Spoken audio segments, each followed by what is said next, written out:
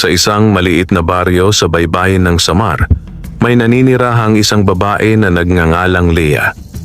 3 taon at 22 taong gulang siya, ngunit ang mga mata niya ay tila mas matanda pa. Bit-bit ang pagod, takot at pag-asa na pilit pinapatay ng mga taong pinakamalapit sa kanya. Inapi ng pamilya. Si Lea ang bunsong anak ni Ambo at Tersing.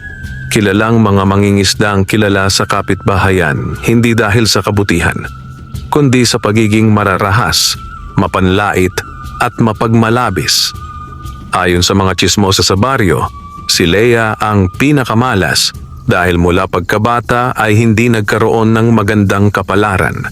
Mahina sa pag-aaral, sakitin at hindi kagandahan ayon sa pamantayan ng magulang at kamag-anak. Pinaniwala nila ang bata na wala itong silbi. "Lea, sampalin mo nga ako kung nagkaisip ka." Sigaw ng ina niya noon habang sabay hampas ng walis tingting sa kanya. Lumaki si Lea na walang narinig kundi pang-aalipusta. At nang siya'y magdalaga, lalo lamang lumala ang kalagayan. Ibinigay siya ng mga magulang sa isang lalaki kahit hindi niya mahal. Isang tauhang mangingisda sa pantalan na nagngangalang Romy, kapalit lamang ng 3 sakong bigas, isang inahing baboy at pangako na tutulungan ng pamilya. Hindi kasal sa simbahan, walang pagmamahal, isang kasunduan lamang. Inapi ng asawa. Si Romy ay tampulan ng galit, selos at bisyo. Walang araw na hindi lasing, walang gabing hindi galit. Sa halip na arugain si Lea bilang asawa, ginawa siyang katulong at punching bag ng tahanan. "Tamad! Walang kwenta! Wala kang ambag sa buhay ko!" Sigaw nito bawat araw. Kung minsan, sa gitna ng gabi, umiiyak lamang si Lea sa tabing dagat, ang tanging lugar na may katahimikan. Doon, nakatitig siya sa alon habang ninanais na sa isang araw may mangyaring himala. Kamag-anak na mapangmata at mapaghusga. Mula sa tiyahin hanggang sa mga pinsan, lahat tila may lisensya para maliitin siya. Kung hindi yan si Lea, walang bibili ng isda nila. "Tingnan mo naman mukha, malas," sabi ng tiyahing si Lydia habang pinandidirihan pa si Lea kapag dumadaan. Wala siyang kakampi. Kahit ang sariling dugot laman, itinuturing siyang pabigat. Liit ng mundo, lawak ng pangarap, ngunit may hindi alam ang lahat. Sa kabila ng lahat ng hirap, may isang maliit na sikreto si Lea.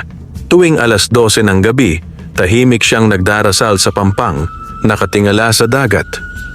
Kung may Diyos, kung may himala, kahit minsan lang, gawin niyo naman akong masaya.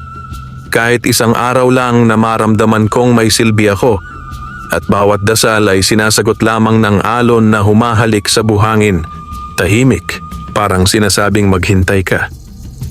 Ang simpleng bilihan ng loto. Isang araw ng Sabado, habang ipinagbibili ni Lea ang ilang isdang nahuli ni Romy, isang matandang lalaki na may kakaibang ngiti ang lumapit. May hawak itong maliit na supot ng tinapay at isang lumang baston. "Ineng, pakibili nga ako ng loto.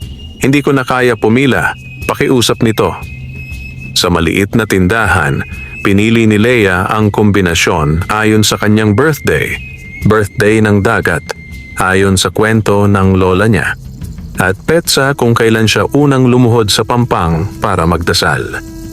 Pagbalik niya, iniabot niya ito sa matanda, ngunit ngumiti ito at sinabing, "Sa'yo na yan, iha, hindi ko na kailangan.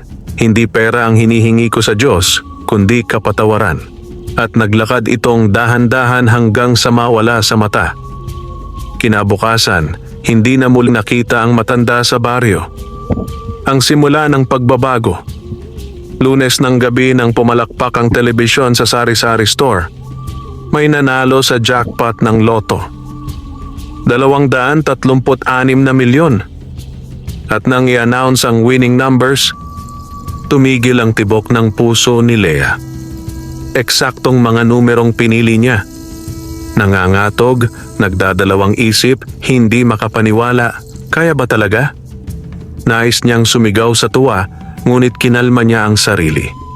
Sa unang pagkakataon, naramdaman niyang may liwanag na sumilip sa kanyang madilim na mundo. Ngunit hindi niya alam na ang pagyaman ay simula pa lang dahil sa pagdating ng pera. Magigising ang mga matang puno ng inggit, kasakiman, at kapangyarihan. At mula sa pinakamadilim na sulok ng baryo, may isang mambabarang na nagngangalang Salve ang nakarinig ng balita at bumulong. Kung akala niyang basta-basta siyang uuunlad, nagkakamali siya. Walang sino mang aangat dito nang hindi dumadaan sa akin. At sa gabing iyon, habang nakatulog si Leia na may kakaibang ngiti sa labi, may itim na paru-paro na dumapo sa kanilang bubungan, hudyat ng sumpa na paparating.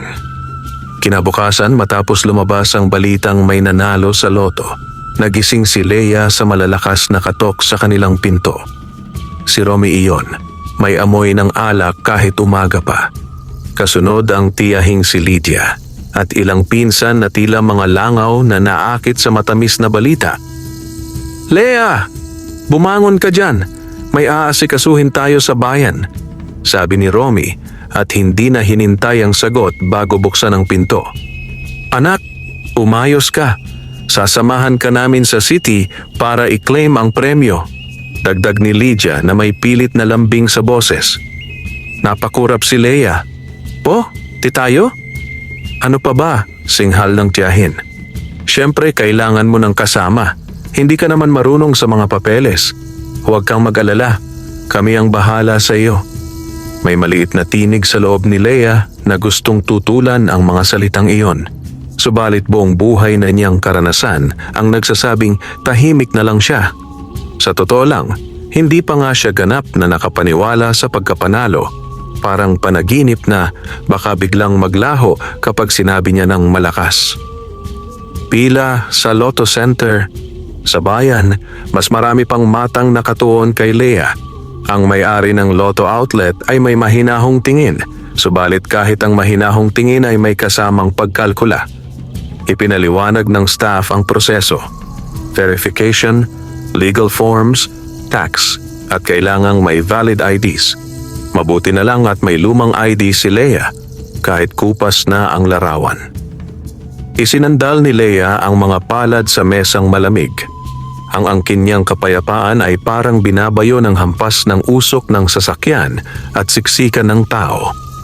Sa gilid, rinig niya ang bulungan ni Lydia at Romy. May binabanggit na porsyento, may dapat, may akin muna. Umuusok ang ulo niya, ngunit tinakpan niya iyon ng isang mahinhing ngiti at paulit-ulit na dasal. "Diyos ko, huwag niyo po akong iiwan." Matapos ang ilang oras, kinumpirma ng opisina na siya nga ang nagwagi. Nagtala siya ng account para sa deposito, kasama ang schedule ng paglabas ng pondo. Pinipirmahan niya ang bawat papel na para bang kontrata sa ibang buhay. Isang mundong hindi niya kilala pero matagal na niyang inasam. Paglabas nila, sinalubong siya ng ilang kakilala. "Leia, pa-blowout. Leia, baka naman. Leia, pabili ng gamot ng anak ko." Nilapitan siya ng tindera ng lugaw. Sinabing libre na ang mangkok na kinain niya noong nakaraang linggo. Ang mga ngiting dati mapangasar ay ngayoy mapag-imbita. Parang ang buong baryo ay biglang nag-iba ng saliw. Mula sa pangmaliit tungong pagpapakumbaba, mula sa malamig tungong malagkit. Ngumiti si Leia ng mahinahon, ngunit hindi niya maiwasang mapansin ang dilim sa sulok ng isang kanto. May babaeng nakasalampak sa bangkito, may manipis na tabing na may burdang palaka at gagamba. Putla ang mukha, matalim ang mga mata. Nang magtama ang paningin nila ni Leia, sabay huni ng isang itim na paru-paro sa itaas ng poste ng ilaw. "Salve." Ang pangalang bumulong sa isip niya kahit hindi sila kailanman nagkakilala ng personal. Pangalan ng mambabarang na binabalita sa baryo na parang anino, parang kilabot, parang gabing may kilapil ng kulog. "Magandang umaga," mahina at tila nanunubok na bati ng babae. Magandang umaga rin po, sagot ni Leia at dahan-dahang tumalikod. Hindi niya maipaliwanag kung bakit parang may humaplos na lamig sa batok niya. Ang inggit na umaalon. Kinahapunan, pumunta ang pamilya sa tabing dagat. Waring pista ang humabol, may nag-ihaw ng pusit, may nagbitbit ng alak, may nagdala ng malalaking speaker. Para kay Leia, sigaw ng ilan. Sabay-sabay ang hiyawan at si Romy ang unang sumandok ng inihaw, parang siya ang nagwagi. Leia, halika dito, umupo ka sa tabi ko. Sigaw ng tiyahing si Lydia na tila abogado ng isang kliyente. Pag-usapan natin ang bahay. Kailangan nating patibayin, ipaayos, palakihin. Tiwala ka sa akin. Sumilip ang alon, saka umatras, saka bumalik na mas malakas. Parang parehong galaw ng mga tao sa paligid. Lapit kapag may makukuha, atras kapag wala. Sa di kalayuan, mula sa lilim ng isang punong talisay, natanaw ni Leia ang isang matandang lalaking may bastong kahoy. Kaalinsabay ng pag-ihip ng hangin, ngunit nang tumingin siya ng diretsyo, wala na ito. Naalalang muli ni Leia ang misteryosong matanda sa loto, ang biglaang pagbibigay, ang hindi pera ang hinihingi ko, kundi kapatawaran. Kapatawaran? Kanino? Para saan? Hindi niya alam, ngunit ang tanong ay tila binugahan ng hanging maalat at isinayaw ng mga galamay ng alon. Unang sakit. Kinagabihan, habang unti-unting tumataas ang tubig dagat, si Leia ay biglang napaluhod sa sahig ng kanilang kubo. May kumirot sa kanyang puson. Hindi pangkaraniwan, hindi payak na sakit na tulad ng dinaranas kapag pagod. Ito'y sakit na parang nilalakot ng malamig na kamay ang loob ng kanyang tiyan. Hinuhugot at binabalik, paikot, pabigla. Aray! Mapapangisi niya, ngunit walang nakarinig. Abala si Romy sa inuman kasama ang pinsan sa labas ng bahay. Pinilit niyang tumayo, subalit ang pakiramdam niya ay lumalaki ang kanyang tiyan. Marahang pagalsa, tulad ng dagat kapag sinasalubong ang buhangin. Huminga siya ng malalim, uminom ng tubig, nagdasal. Ngunit lumala pa ito. Romy, tawag niya ng may pagmamakaawa. Sandali, irita ang sagot. Huwag kang ang istorbo, kinakausap ko ang mga kasama ko. Sumubsob si Leia sa papag, niyakap ang kumot at pinikit ang mata. Ang huling narinig niya ay ang ritmo ng alon, humahampas, humihina, humahampas na naman, mas malakas. Sa pagbangon ng hating gabi, humupa ang sakit. Nagulat siya. Ang tiyan niya na wari umalsa ay muling bumalik sa dating ayos. Isinilip niya ang ulo sa bintana. Kumalma rin ang dagat, pahupa, tila nagbibiro. Napalunok si Leia. Huwag naman po, mahinang panalangin. Barahang itim. Kinabukasan, kumalat ang balita na si Leia ay magkakaroon na ng malaking pera kapag nailabas na ang pondo.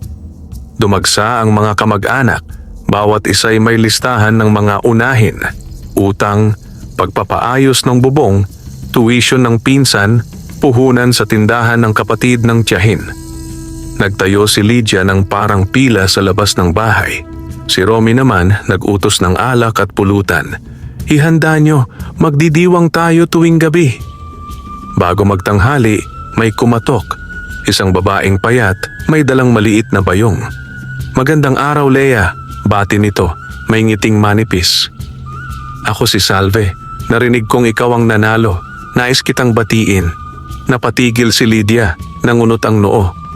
Anong kailangan mo? Wala. Pagbati lang. Umakbang si Leia sa may pinto, marahang ngumiti. Salamat po.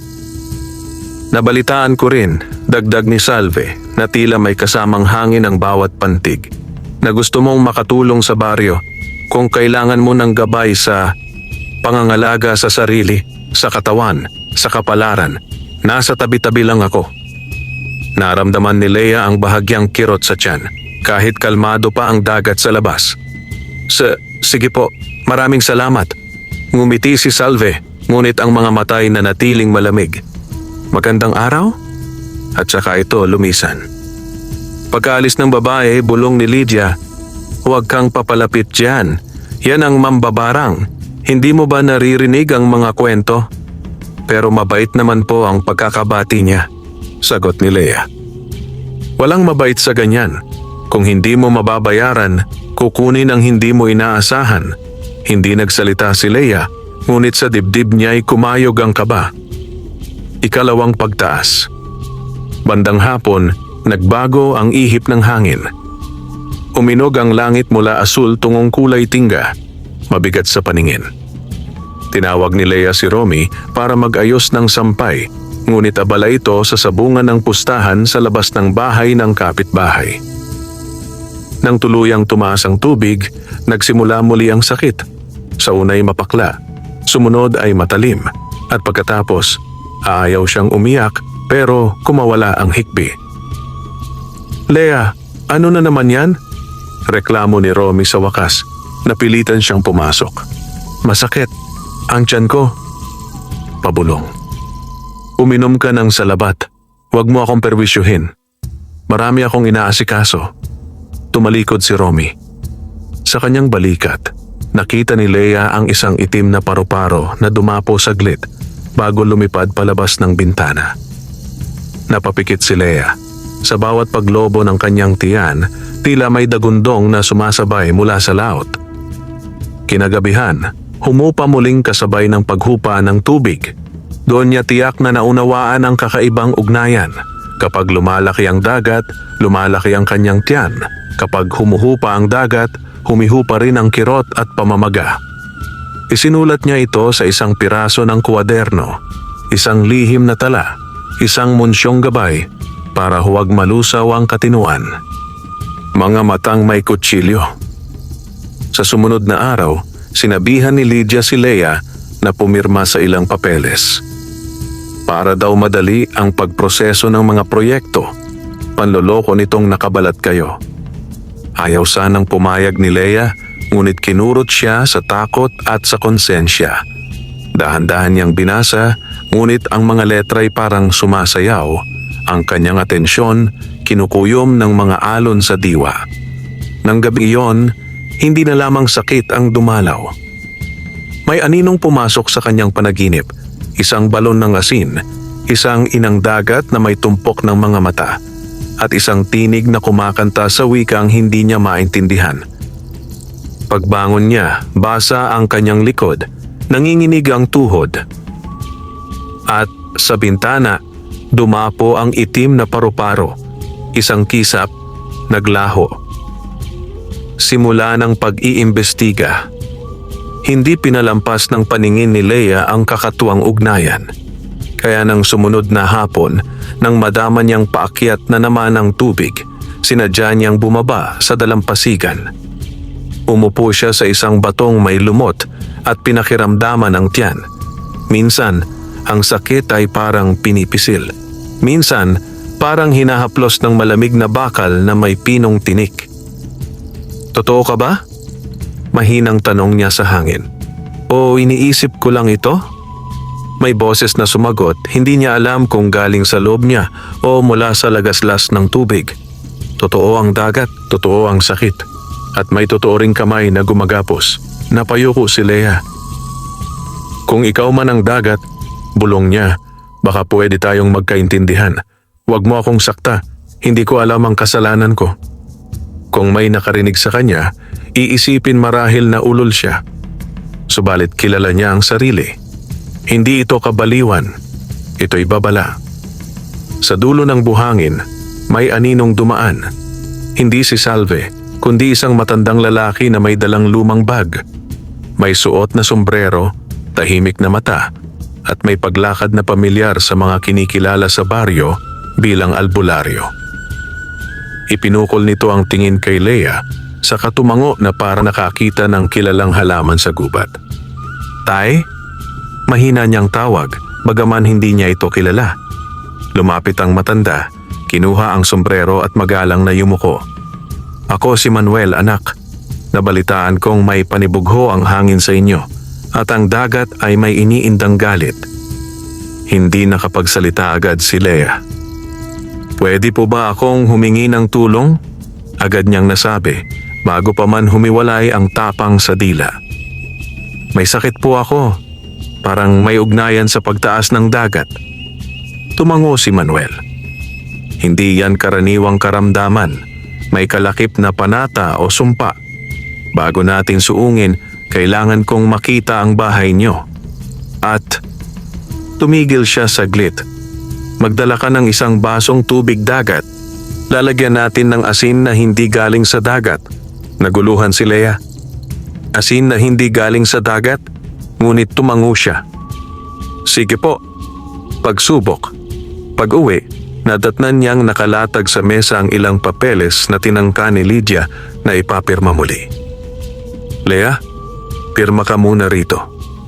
Pwede po bang bukas? Masakit po ang pakiramdam ko, Arte. Kapag nagkapera ka na, dumadami na kapritsyo mo? Sumbat ng tiyahin. Hindi po. Pumirma ka. Sabat ni Romy, nakasandal sa poste at may hawak na bote. Kung hindi dahil sa akin, hindi ka makakasama sa opisina kanina. Nanikip ang dibdib ni Leia. Nasa bakal na baon ang kanyang bibig. Nilingon niya ang bintana. Naroon ang liwanag ng buwan at sa malayo ang himig ng mga alon. Huwag muna ngayon, sabi niyang mahinahon, ngunit malinaw. Bukas. Hindi siya natutong manindigan sa magulang ni sa asawa, ngunit may kakaibang lakas na idinulot ng kanyang pagdurusa. Parang kwintas na mabigat pero mainit sa balat na nagpapaalala na buhay pa siya. Leia, bukas po. Mas maring ulit niya. Pinanliitan siya ng mata ni Lydia. Huwag mong kalimutan kung sino ang tumulong sa iyo bago ka naging swerte. Wala naman talaga. Gusto sanang isagot ni Leia, ngunit pinili niyang manahimik at dumiretso sa silid. Ritual ng tubig, hating gabi.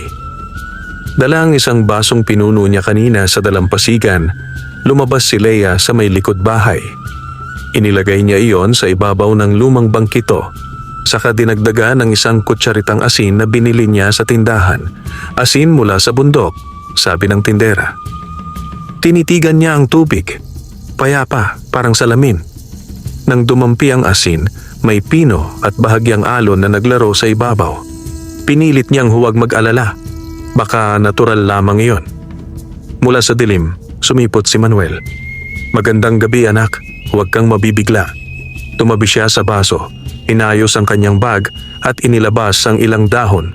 Tanglad, bayabas, dahon ng saging na pinulupot na parang pahabang sobre. Kung may tali sa tiyan mo, kailangan nating hanapin ang buhol. At kung may humahawak sa dulo, kakailanganin nating tiklupin ang kamay niya. Ipininid ni Manuel ang mga mata, marahang humuni ng awit na parang lumang dasal. Pinainit niya sa palad ang dahon ng tanglad, saka idinampi sa baso. Iusod ang dagat, wika niya, hanggang sa lumitaw ang aninong hindi sa kanya. Nakatitig si Leia. Sa ibabaw ng baso umalo ng tubig. Hindi posible, bulong ng utak, ngunit may nakita ang mata. Isang manipis na anyo, parang usok, humuhugis insekto. Parang paru-parong itim na sandaling sumulpot at saka naglaho. Napaatras si Leia. Ano yon? Hindi ilaw mula sa kandila, hindi rin hangin. Sagot ni Manuel. Kundi tanda. May kamay. At ang kamay na yon ay nakasalalay sa hinangad niyang tagumpay o paghiganti. Si Salve?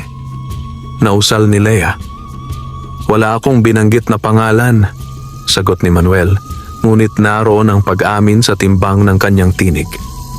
Sa ngayon, kilalanin ang galaw. Sa bawat pagtaas ng dagat, susubukan niyang palakihin ang takot mo. Kapag sumuko ka, lalalim ang buhol. Kaya, bukas ng umaga, bago umakyat ang tubig, maligo ka sa dagat. 3 tilaok bago sumikat ang araw. Dalhin mo ang dahon ng bayabas na ito. Huwag kang lilingon kung may tatawag. Bakit po? Mas gusto ng anino ang mga likod.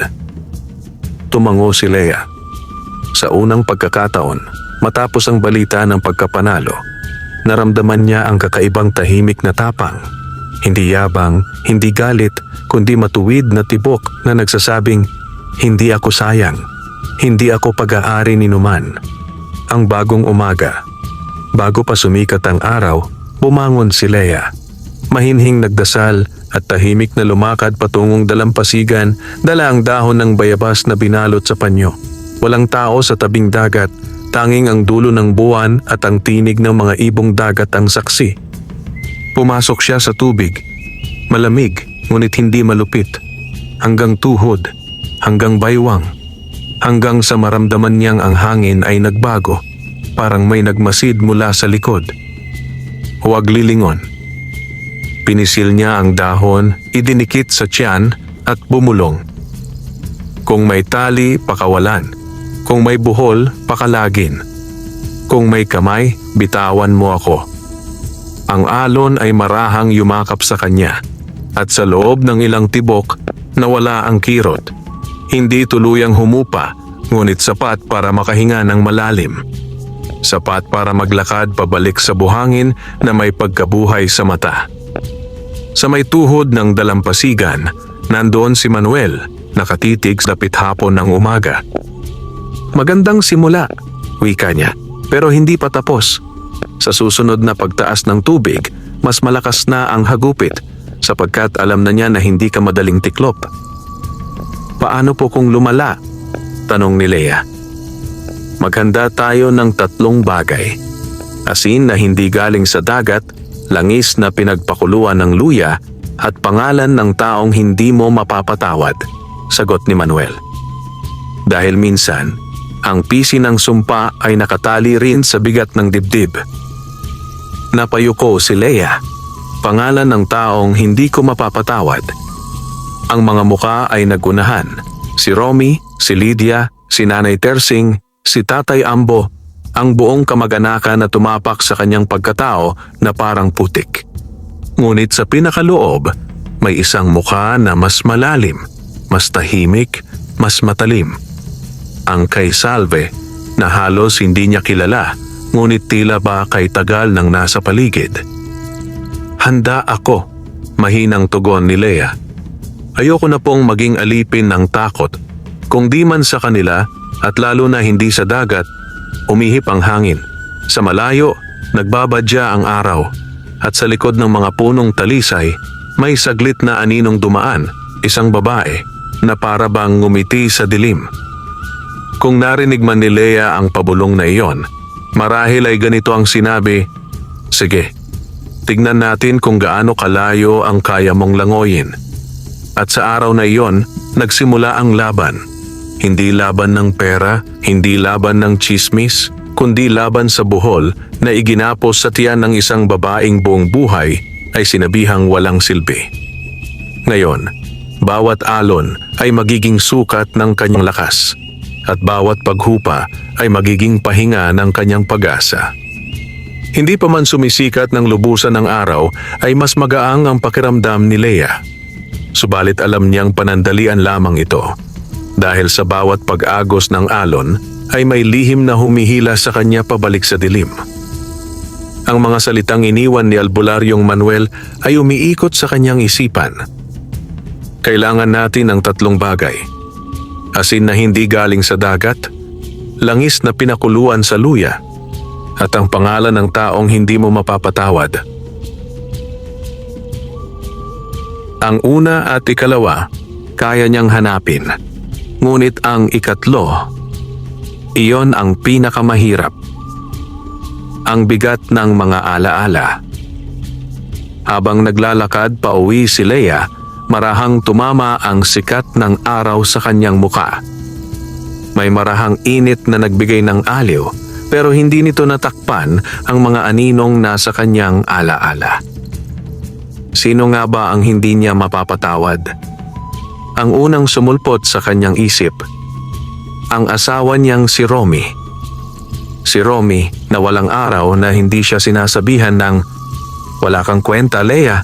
Swerte ako't hindi ako nag-asawa ng mas pangit pa. Si Romy na sa halip na ipagtanggol siya sa mga pang-aapi ng kamag-anak, ay siya pa ang nangunguna sa pananakit at pambabastos. Sumunod na lumitaw ang imahe ng tiyahing si Lydia, ang babaeng nagpakain sa apoy ng pagmamaliit na parang likas na niyang kasiyahan ang makita si Leia na nadudurog. Pagkatapos ay ang mga magulang niya, sina Ambo at Tersing. Ang mga paalala noong bata pa siya ay muling bumalik. Bakit ba ikaw pa ang naging anak namin? Sayang ang gatas na pinainom sa'yo, walang napala. Kung puwede ka lang naming ipamigay noon, ginawa na namin. Masakit. Mas malalim kaysa sa sugat ng mambabarang. Ang mga salita ay parang tinik na nanatili sa puso, hindi nakikita, ngunit laging nararamdaman. Kaya ba niyang patawarin ang lahat ng iyon? Napatigil si Leia sa gitna ng daan. Napahawak siya sa dibdib. Patawarin? Kahit hindi sila humihingi? Kahit hindi nila kinikilala ang kasalanan nila? Hindi pa niya kaya. Hindi pa ngayon. Ngunit naroon ang isang pangalan na lumutang, mas malinaw, mas mabigat, mas malamig. Salve, ang mambabarang.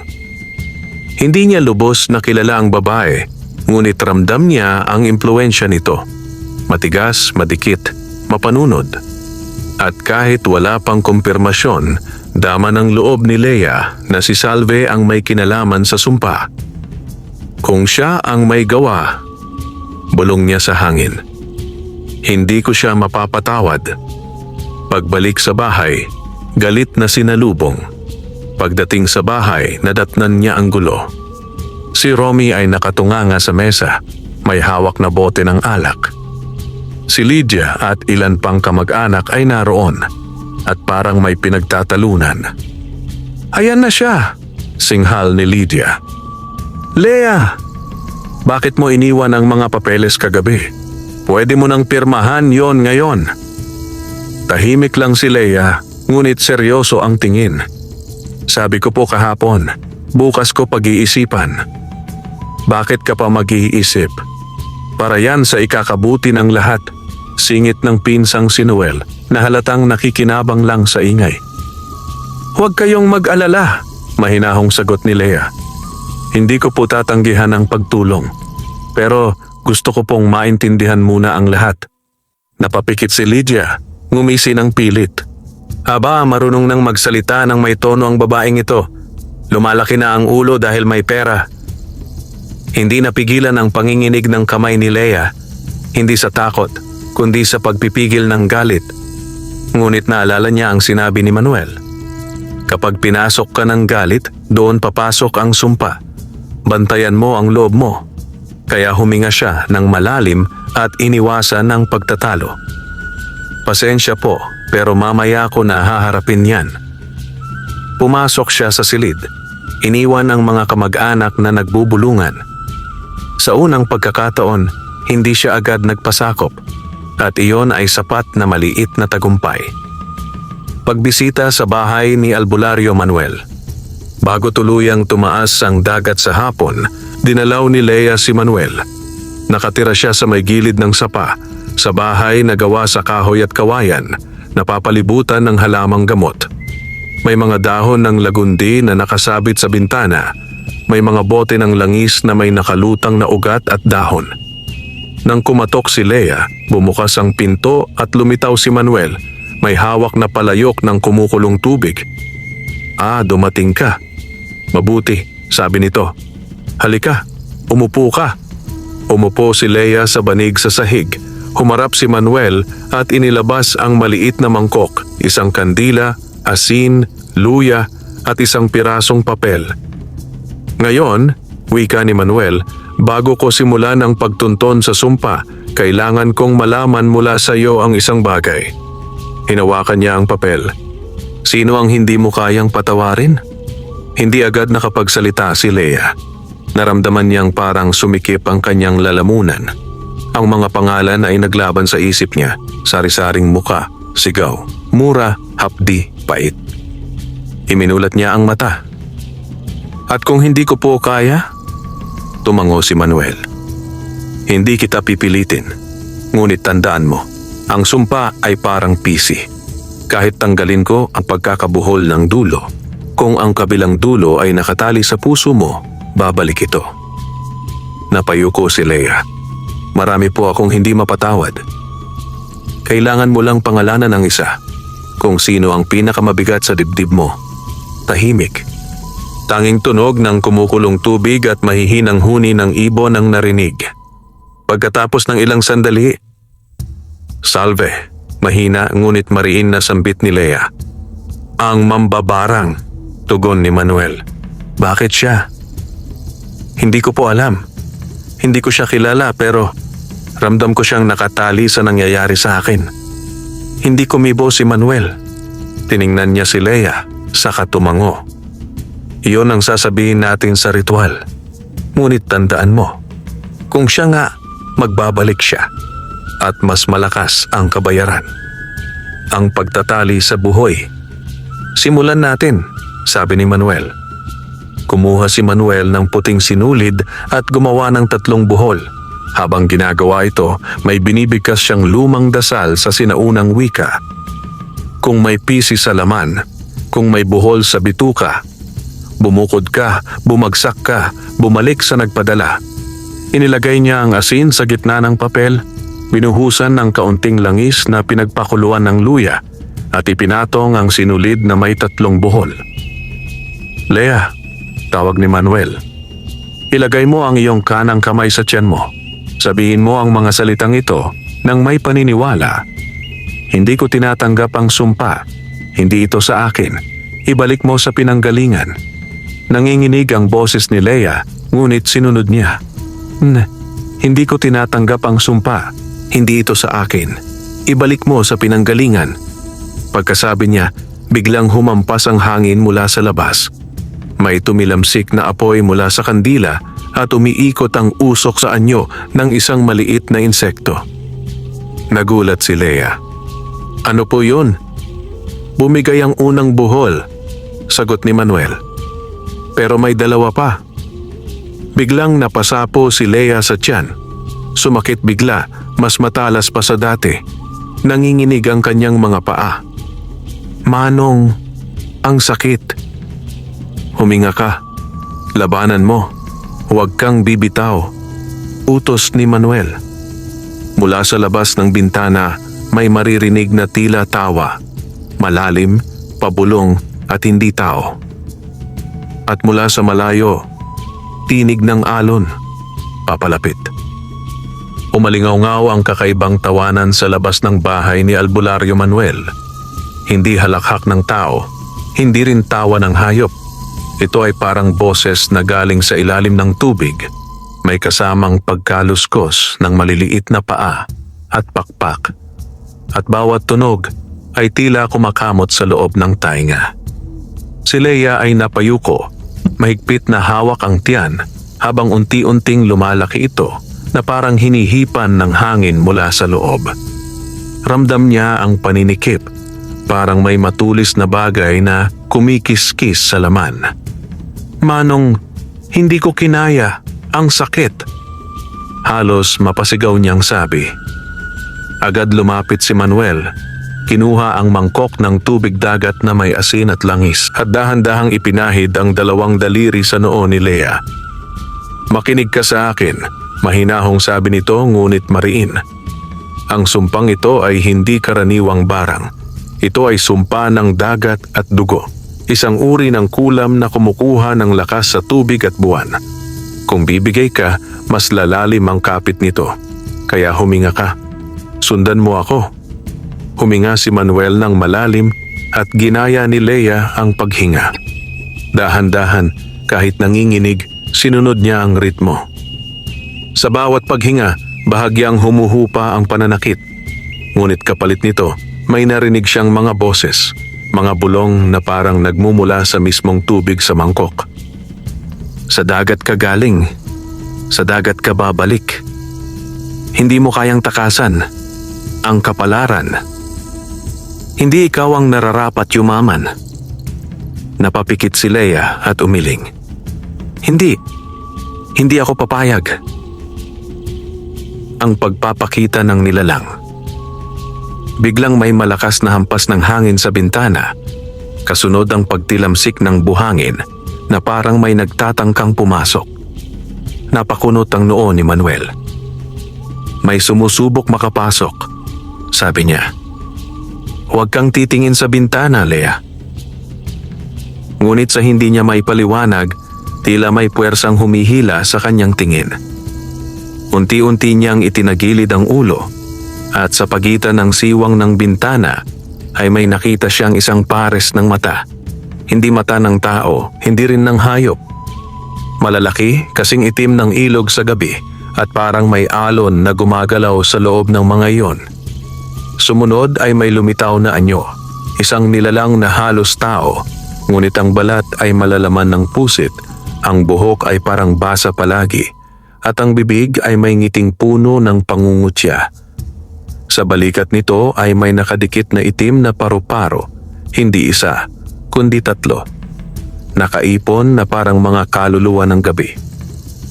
Pagkakita ni Lea, biglang sumakit ang kanyang tiyan nang mas malakas pa kaysa kanina. Napasigaw siya. Huwag! Sigaw ni Manuel at mabilis na itinapon ang isang dakok ng asin sa bintana. --PSSHHH. Parang nasunog ang hangin. Kumirot ang paligid. Biglang naglaho ang nilalang at ang mga paru-paro. Bumagsak si Lea sa banig. Hinihingal, nanginginig, pawis na pawis. Ang unang tugon. Lea, mahinang tawag ni Manuel. Nakalampas ka sa unang paghampas. Pero tandaan mo, unang hakbang pa lamang ito. Kapag tumaas ang dagat mamayang gabi, babalik yan at mas malakas. Huminga si Lea ng malalim. Manong, bakit ako? Bakit ako ginaganito? Tumingin si Manuel sa kanya. Malungkot, ngunit may katotohanang kailangang sabihin. Ang taong may hawak sa sumpang ito, hindi basta inggit. May galit na malalim. At ang galit na iyon ay sinindihan ng tagabuhos ng dilim. Ikaw ang napiling target. Dahil ikaw ay inaapi, mababa sa paningin ng iba, mahina sa tingin ng karamihan. Para sa kanila, ikaw ang pinakamadaling paluhurin. Napahawak si Lea sa dibdib niya. Pero bakit ngayon? Bakit noong ako na ang nagsisimulang umasenso? Dahil anak. Tumingin si Manuel sa labas, kung saan tanaw ang papataas na alon. Ang kadiliman, hindi nagtatrabaho sa mahirap o mayaman. Tatrabaho ito kapag may sisirain. At ngayon, may bagay kang nakuha na hindi nila matanggap. Napalunok si Lea. Ang pera? Higit pa roon, sagot ni Manuel. Dignidad. Ang babala ng alon. Lumapit si Manuel sa pinto at tumingin sa langit. Mataanong ulap, makapal, mabigat. Ang dagat ay tila nagbabanta. Kumukulo ang hampas ng alon sa pampang. Tandaan mo ito, Lea, sabi ng matanda. Kapag sumapit ang 8:00 ng gabi, huwag kang lalabas ng bahay. Huwag kang tatayo sa salamin. Huwag kang bubuksan ang mga bintana. At kung may tumawag sa pangalan mo, kahit boses ng kakilala mo, huwag kang sasagot. Kahit po boses ni kahit sino, putol ni Manuel. Ang mga nilalang ng kulam at dagat, mahusay manggaya. Tumango si Lea kahit nanginginig ang tuhod. Manong, paano ko malalaman kung si Salve talaga ang gumawa sa akin nito?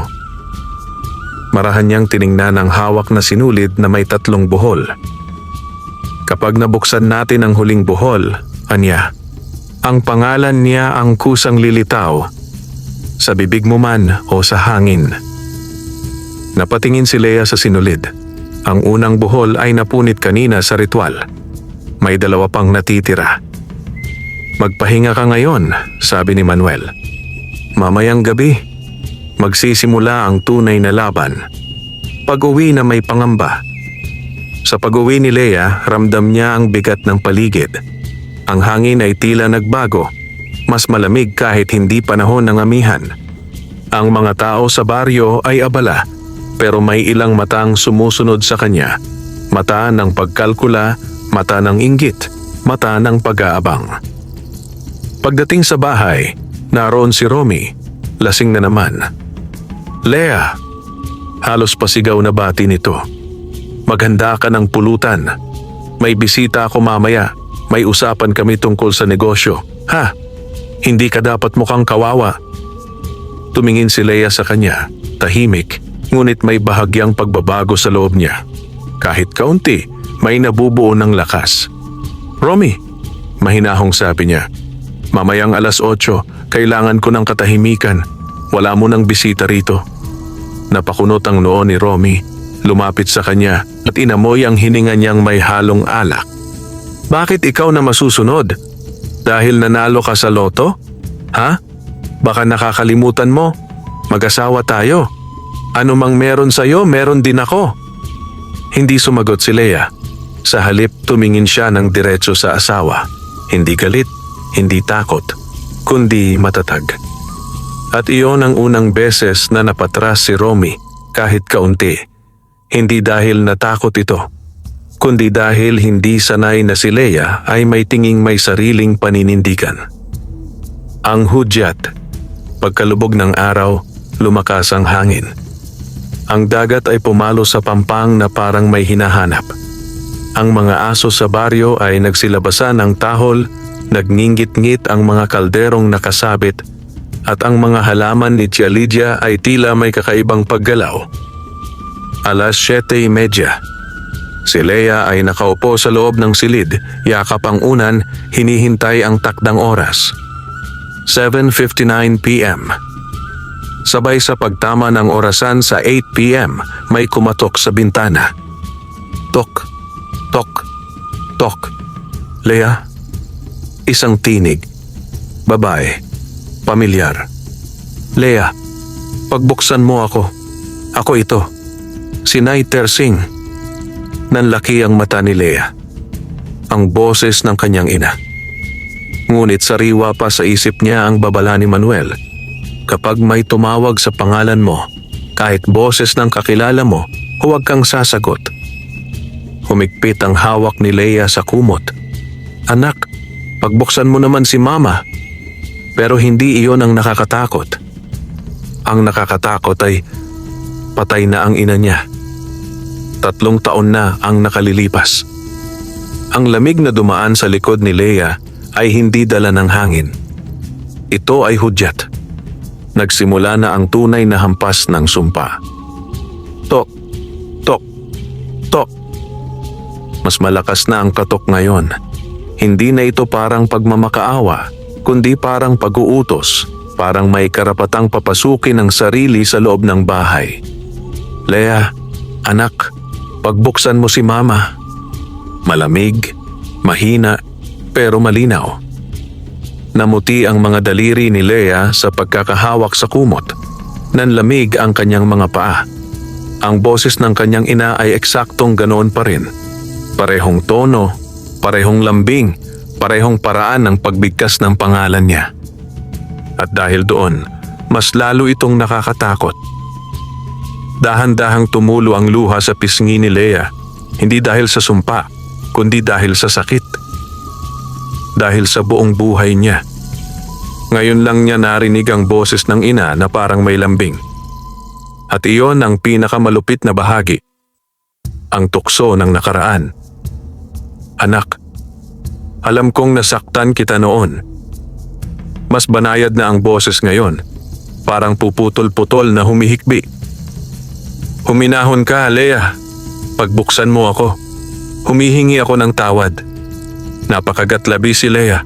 Ang puso niya ay humahampas sa dibdib, nangangatal. Humihingi ng tawad? Hindi kailanman humingi ng tawad ang ina niya kahit isang beses noong nabubuhay pa siya. Hindi noong sinapak siya dahil nabasag ang pinggan. Hindi noong ibinenta ang manika niyang regalo ng kapitbahay para may pambili ng alak. Hindi noong ipinagkait ang pagmamahal sa kanya habang ibinubuhos ang lahat sa panganay niyang kapatid. Ganito ba ang tunog kung sakaling humingi ito ng tawad? Ito ba ang inaasam ng batang si Lea noon? Lea, mas umamo ang boses. Nilamig ako sa labas. Papasukin mo naman ako, anak. Naramdaman ni Lea ang panginginig ng kanyang leeg. Para siyang hinihila ng dalawang puwersa. Ang isa'y takot, ang isa'y pangungulila. Itinaas niya ang kamay, parang may bala hawakan ng seradura. Kapag may tumawag sa pangalan mo, kahit boses ng kakilala mo, huwag kang sasagot. Umalingaw-ngaw ang babala ni Manuel sa isip niya. Hindi kita iiwan. Tahan na, anak. Ang boses ay may halong pagkalagot, parang nagmumula sa ilalim ng lupa o ilalim ng tubig. Kung sino ang nasa labas, tok, tok, tok. Ngayon ay may kasamang pagkaluskos sa dingding, parang may kuko o maliliit na pakpak na kumakasgat sa kahoy. Lea. Ngayon hindi na yon boses ng ina niya. Mas matinis, mas maalon. Parang may dalawang boses na nagsasalitan, isa ng babae, isa ng nilalang sa ilalim ng dagat. Napaatras si Lea, napahawak ang kamay sa dibdib. Hindi na luha ng lungkot ang tumulo, kundi luha ng matinding takot. Sa sulok ng silid ay gumalaw ang anino. Mabilis, parang may gumapang sa kisame. Pinikit ni Lea ang mata, nanginginig ang labi. Hindi ikaw si Mama. Bulong niya, halos hindi marinig. Patay na ang mama ko. At doon nagsimulang magbago ang boses sa labas. Umalingaw-ngaw ang isang mahabang, mapanuyang tawa. Hindi tao, hindi multo, kundi halakhak na parang mula sa basag na banga. May halong pagkaluskos ng pakpak at lagaslas ng tubig. Kung kaya kitang lokohin, mahina ka. Kaya kang baliin. Halos bumigay ang tuhod ni Lea. Pero bigla siyang napatalon nang may pumitik sa bintana. Isang itim na paru-paro, nakadikit sa salamin, kumakampay ng mabagal, may dalang baho ng bulok na karne. Ang panloob na laban. Lea. Isang bagong boses ang narinig niya. Ngunit ang boses na ito ay nasa loob ng isipan niya, hindi sa labas. Kung bubuksan mo ang bintana, matatapos ang sakit. Kung papapasukin mo ako, mawawala ang sumpa. Kung hahayaan mo akong pumasok, magiging mapayapa ang lahat. Unti-unting natuyo ang bibig ni Lea. Parang lumubog sa malamig na balon ang isip niya. Ito na ang tukso ng sumpa. Hindi lamang pisikal, kundi pang-mental. Hindi, bulong niya, halos wala ng boses. Hindi. Bakit hindi? Gusto mo bang maghirap pa? Wala ka namang kakampi. Kahit ang pamilya mo ayaw sa'yo. Ako lang ang nandito para sa'yo. Napahawak si Lea sa tainga, pilit tinatakpan ang sarili. Tumigil ka. Ngunit ang boses ay pumasok hindi sa tainga, kundi sa isip. Walang nagmamahal sa'yo, Lea. Kahit ang tatay mo at nanay mo, ayaw na ayaw sa'yo. Dapat matagal ka ng sumuko. Naglaglagan ang luha ni Lea. Kumuyom ang kamao niya, pero hindi para sumuko, kundi para lumaban. Hindi ako magbubukas, mariin niyang sabi. Kahit mahina, may bigat. Hindi ako susuko. Ang unang proteksyon. Sa mismong sandaling iyon, may tumunog na basag sa labas, kasunod ng paghuni ng tila daan-daang kuliglig. At kasabay nito, may kumislap na liwanag sa gilid ng bahay. FS, SS, HHH. May kumalat na amoy ng paso at nasusunog na dahon. At isang pamilyar na tinig ang sumigaw mula sa labas. Lea, huwag kang papalapit sa bintana. Si Manuel. Nagdala siya ng asin, dahon ng saging at apoy mula sa langis ng niyog, isang proteksyong pambihira. Itinusok niya ang dahon ng saging sa lupa, ibinuhos ang asin sa buong gilid ng bahay at sinindihan ang langis. Pagkasindi, parang may pader ng liwanag na umangat at ang nilalang sa labas ay napaatras, may kasamang hiyaw ng pagkabanas. Hindi tapos ito at naglaho ang presensya, kasabay ng paghupa ng hangin at ang bahay ay biglang naging tahimik. Tahimik na parang walang nangyari. Huminga si Lea ng malalim at napaupo sa sahig, nanginginig pero buhay. Pagpasok ni Manuel, pumasok si Manuel hingal at may pawis sa noo. Tama ang ginawa mo, sabi niya habang hinahaplos ang balikat ni Lea. Kung sinagot mo kahit isang salita lang, tapos ka. Tumulo ang luha ni Lea, hindi na dahil sa takot, kundi dahil may isang tao na sa wakas nanindigan para sa kanya. Huwag kang mag-alala, anak, dagdag ni Manuel. Hindi ka na nag-iisa.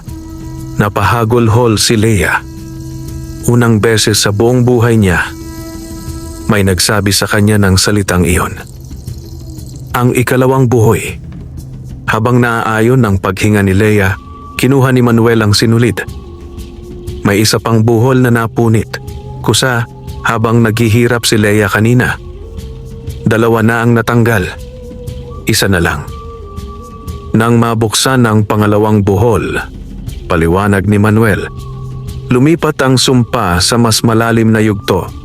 Susunod, hindi na boses ang haharapin mo. Tumingin si Lea sa kanya, natatakot ngunit handa. Ano po ang susunod? Tumingala si Manuel, mabigat ang boses. Pagkakatawan. Ang sumpa ay susubok pumasok sa iyo. Hindi na lang sa tainga o isip, kundi sa mismong katawan mo. Kinilabutan si Lea. Ngunit tumayo siya, huminga ng malalim. Manong, lalaban ako. At doon unang nakita ni Manuel ang liwanag sa mata ng babae. Liwanag na hindi galing sa anting-anting o dasal, kundi galing sa sariling lakas na matagal nang sinisikil ng lahat.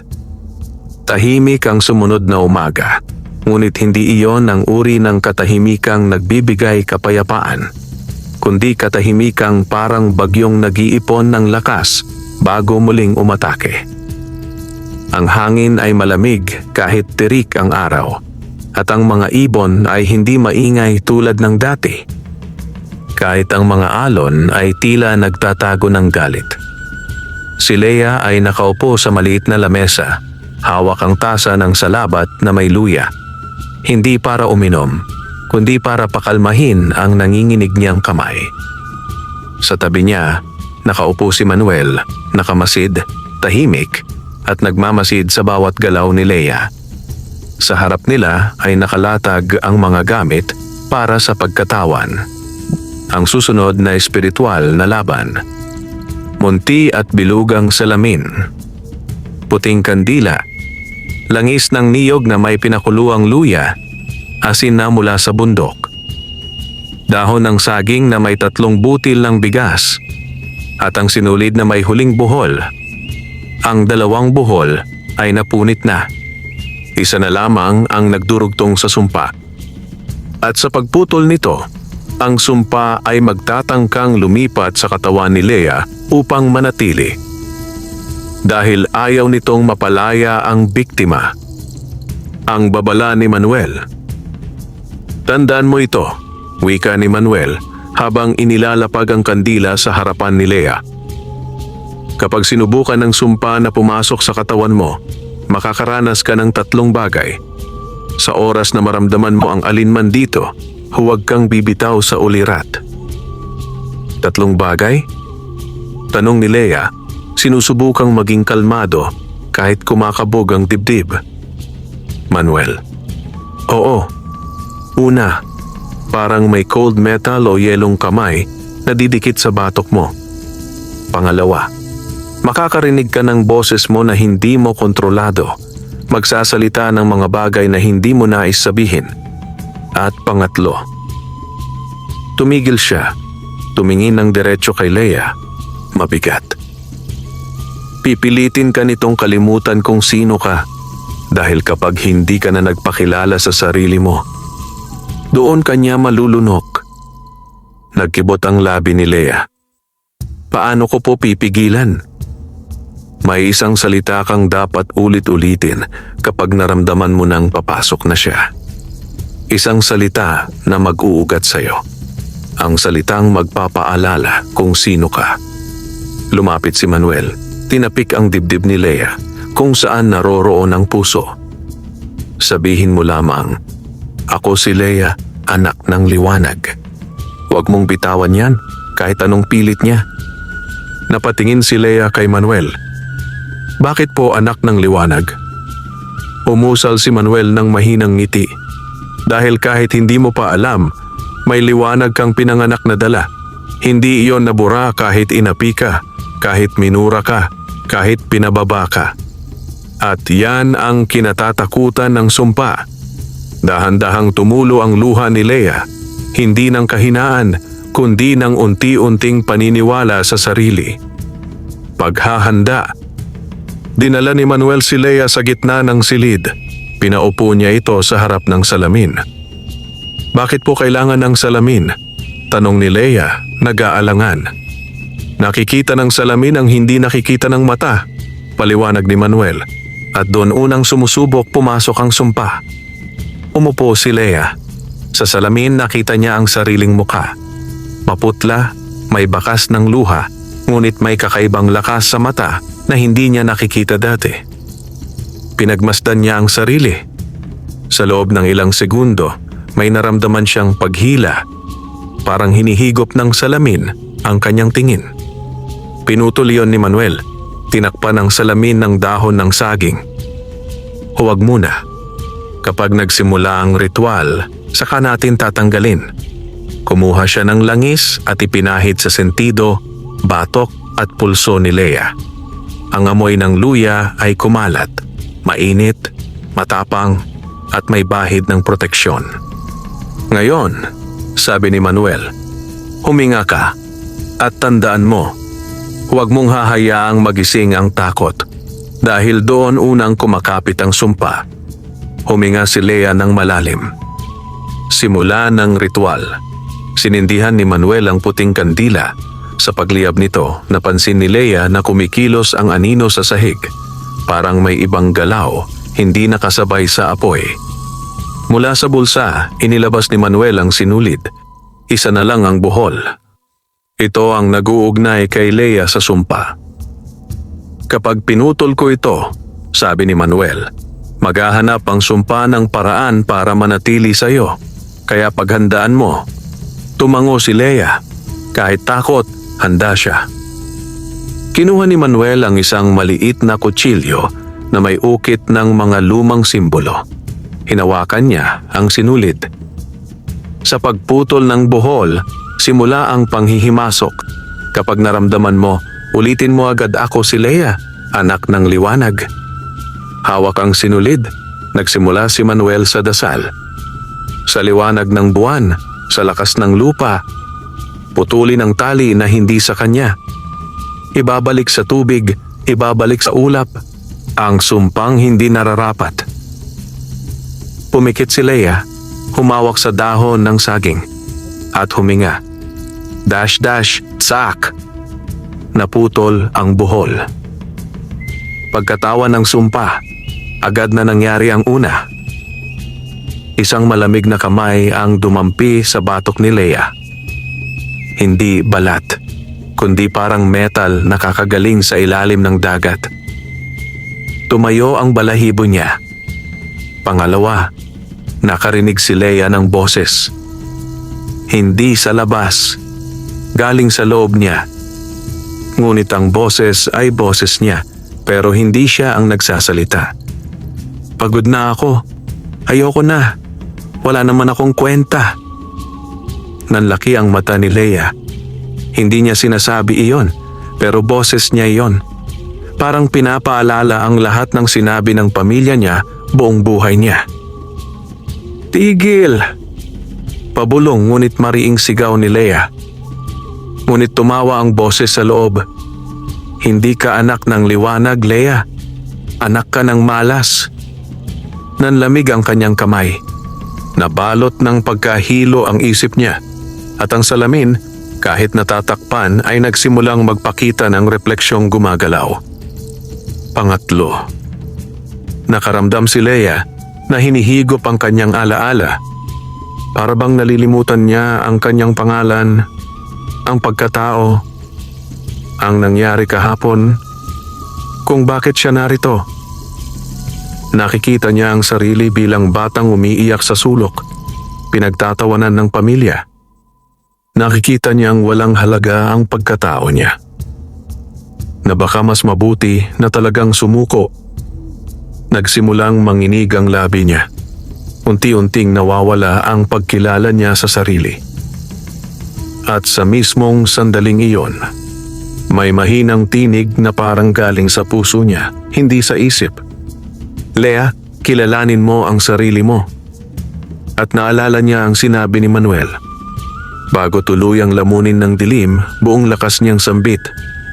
Ako si Lea, anak ng liwanag. Gumalaw ang kandila. Bush! Lumakas ang apoy. Nagliyab ang hangin.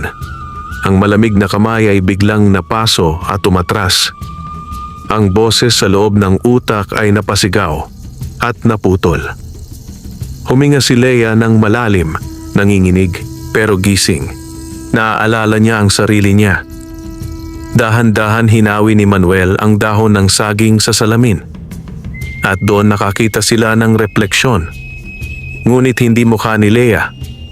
Mukha ni Salve ang nasa salamin. Ngumingiti. Napasinghap si Lea nang makita ang imahe sa salamin. Hindi ang sariling mukha ang naroon, kundi ang malamig at mapanuyang mukha ni Salve, ang mambabarang. Para bang si Salve mismo ay nakasilip mula sa kabilang mundo, nakamasid at nag-aabang. Nakangiti ito, isang ngiting walang kaluluwa. At sa mismong labi ng refleksyon, gumalaw ang bibig kahit walang tunog. Hindi katatagal. Biglang pumutok ang salamin. Plag! Nagtilamsikan ng mga piraso pero hindi tumama kay Lea ni Katiting dahil agad na hinawi ni Manuel ang dahon ng saging at isinilid sa bayong ang sinulid. Huminga siya ng malalim. Tapos na ang ikalawang yugto, sabi ni Manuel. Ngayon, wala nang nakatali sa iyo ang sumpa. Kaya susubukan na niyang dumiretso sa pinagmulan mo, sa dugo mo, sa buhay mo. Hindi pa man nakakabawi si Lea. Biglang may kumalabog sa labas ng bahay. Isang mabigat na tunog, kasunod ang iyak ng isang babae.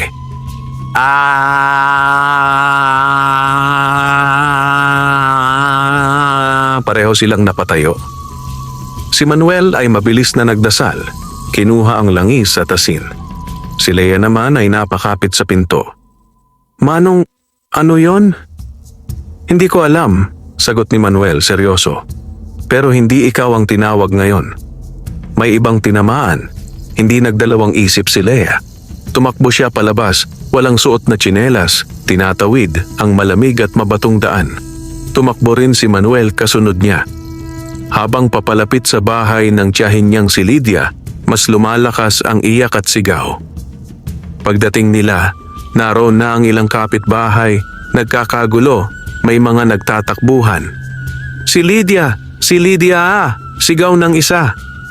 Si Tia Lydia ay nasa sahig, nakatihaya, hawak ang tiyan habang lumalaki iyon ng mabilis. Mas masama kaysa sa naranasan ni Lea. Halos doble ang laki ng tiyan sa loob ng isang minuto. Parang may batang galit na pumipilipit sa loob. Aray ko! Diyos ko, tulungan niyo ako! Sigaw ni Lydia nangingisay. Napatayo si Romy sa gilid, lasing at tuliro. Anong nangyayari kay Tia? Bakit ganyan? Sa gilid ng pinto, nakatayo ang pinsang si Noel, nanginginig, nanlalaki ang mata at paulit-ulit na sinasabi. Kasama ako dyan. Kasama ako dyan. Kasalanan ko rin to. Si Lea ay napatitig sa tiyahin. Kasama siya sa mga nang-api sa kanya buong buhay. Ngunit ngayon na nakikita niya itong naghihirap, may nahalong awa sa puso niya, kahit may sakit din ang alaala. Manuel, siya ang tinamaan. Bulong niya. Tumango si Manuel. Oo, dahil binuksan natin ang pangalawang buhol, lumipat ang sumpa. Hindi pa siya lubos na natanggal sa'yo, pero naghahanap muna ito ng kahit sinong pinakamalapit sa iyong dugo na madaling mapasok. Napalunok si Lea. Ibig sabihin, dahil kamag-anak ko si Tia, kaya siya ang tinamaan? Hindi lang dahil kamag-anak, sagot ni Manuel, tumingin sa tiyahin niyang nagpupumiglas. Kundi dahil siya ang may pinakamaruming intensyon laban sa'yo. Siya ang unang nagnais na maangkin ang yaman mo. At doon dumampi ang sumpa, parang tinamaan ng realidad si Lea. Kung ganito ang nangyari kay Lydia, paano kung sunod ang iba? Manuel, tulungan natin siya, sabi ni Lea, halos mangiyak. Hindi ko kayang panoorin siya ng ganito. Mabigat ang tingin ni Manuel, ngunit seryoso. Tatanungin kita, Lea, handa ka bang buksan muli ang sarili mo para sumalo ng bahagi ng sumpa, kapalit ng pag-alis nito sa tiyahin mo? Nanigas ang katawan ni Lea. Kung tutulungan niya si Lydia ngayon, babalik sa kanya ang sumpa, kahit bahagya.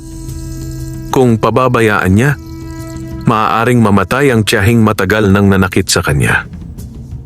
Kumalabog ang puso ni Lea. Ito ang unang tunay na moral na laban niya. Hindi laban ng kulam, kundi laban ng puso. Nakatitig si Lydia sa kanya. Nagmamakaawa, nanginginig, halos mawalan ng ulirat. Lea, iihohon mo ako. Patawad na. Lea. Unang beses niya itong narinig humingi ng tawad kahit gutay-gutay. Tumingin si Lea kay Manuel. Kung tutulungan ko siya, may laban pa ba ako? Mas lalakas ang kalaban, sagot ni Manuel. Pero mas lalakas ka rin kung gagawin mo ng walang kapalit. Umagos ang luha sa pisngi ni Lea. Sa kauna-unahang pagkakataon, mayroon siyang kapangyarihang pumili. Gantihan ang gumawa ng sakit sa kanya o tulungan ito kahit hindi karapat-dapat dahil iyon ang tama. Tumindig si Lea. Nanginginig pero buo ang loob. Manuel, tulungan natin siya. Ngumiti si Manuel. May respeto sa mata. Iyon ang sagot ng isang tunay na anak ng liwanag. Lumapit si Lea sa tiyahin. Pinisil ang kamay nitong malamig at sa wakas sinabi niya mula sa puso, pinapatawad na kita, tiya. Hindi para sa'yo, kundi para palayain ang sarili ko sa galit. At nang sabihin niya iyon, biglang lumiyab ang puting kandila sa gilid ng bahay. Kahit walang taong may dala nito. Ito ang unang sinyales ng paglakas ng liwanag ni Lea. Manuel ay mabilis na gumuhit ng bilog gamit ang asin. Pinahiran ng langis ang tiyan ni Lydia at nagdasal. Kung hindi sa kanya ang sumpa, iangat, ilipat, itapon sa wala. Kung ang kadiliman ay nasa dugo, linisin, sunugin, ibalik sa basag na dulo. Sumigaw si Lydia ng malakas na parang huling hininga ng nilalang. At sa isang iglap, bumagsak ang tiyan, lumiit, at ang tiyahin ay nawalan ng malay. Huminga ng malalim si Lea, napaupo sa lupa, pagod, luhaan, nanginginig, pero buo. Matapos ang ritual, habang pinapahinga si Lydia, lumapit si Manuel kay Lea. Handa ka na sa huling yugto, sabi niya. Dahil ngayong napili mong patawarin ang isa sa mga ugat ng sakit mo, natanggal mo ang unang kadena sa sarili mo.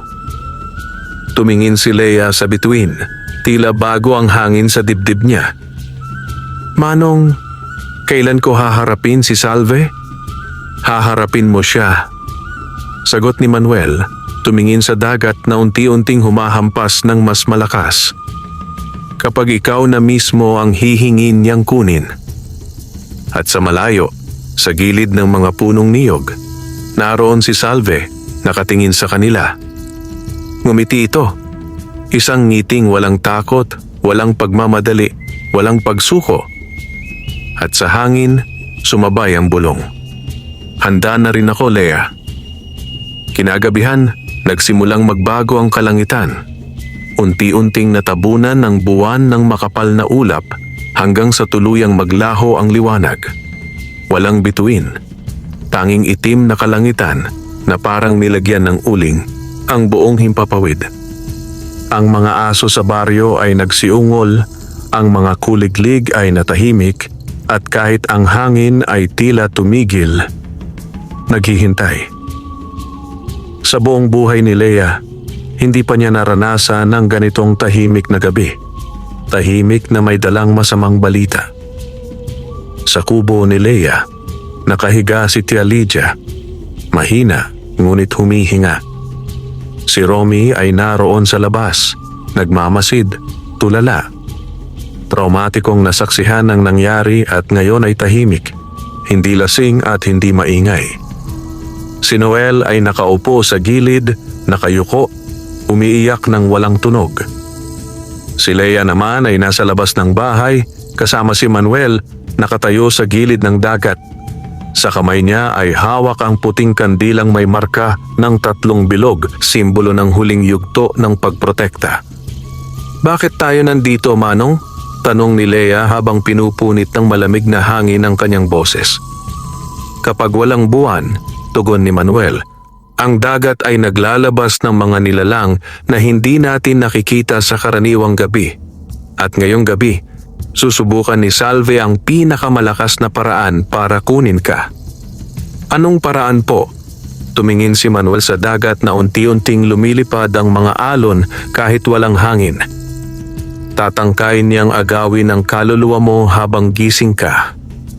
Mula sa gitna ng karimlan, umalo ng tubig, hindi pataas, kundi paakyat, para bang may umaahon mula sa kailaliman. Dahan-dahan na lumitaw ang itim na usok na may hugis ng kamay, humahaplos sa hangin at unti-unting lumapit sa pampang. Nang sumayad ang usok sa buhangin, parang nag-iwan ito ng marka ng paso. "Manong, ano yan?" bulong ni Leia, nanginginig ang tuhod. "Anino ng tubig?" sagot ni Manuel. "Hindi yan dapat makatama sa balat mo. Kapag nahawakan ka niyan, hihilahin ka sa dagat nang hindi mo namamalayan." Tinaas ni Manuel ang bote ng langis at isinaboy ang ilang patak sa hangin.